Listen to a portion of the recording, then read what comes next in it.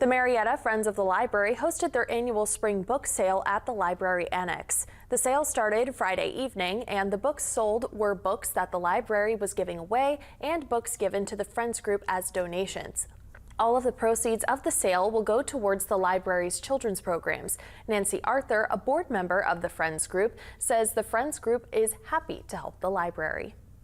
Well, I'm not sure where else they would get their funds, and we are grateful to have that place to send our money, and so it just all works out that way to reciprocate, help them out.